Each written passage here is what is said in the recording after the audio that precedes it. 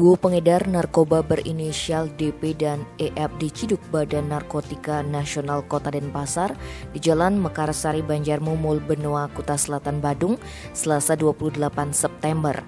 Kepala BNNK Denpasar Sanggede Sukawiyase menerangkan, sebelumnya tim berantas BNNK Denpasar sudah mendapat info bahwa di kawasan Glogor Carik, Denpasar sering terjadi transaksi penyalahgunaan narkoba.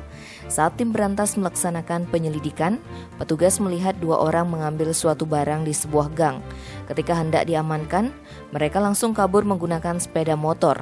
Pengejaran pun dilakukan sampai ke wilayah Mumbul, Kuta Selatan, tapi sayang tim kehilangan jejak. Berbekal ciri-ciri yang sudah dikantongi, petugas akhirnya berhasil meringkus dua pelaku di Jalan Mekarsari, Banjarmumbul. Pelaku DP berasal dari Malang, Jawa Timur dan EF asal Jombang, Jawa Timur. Saat digeledah, petugas menemukan paket narkotika diduga jenis sabu di kantong jaket yang dikenakan DP. Tim Bali Express melaporkan.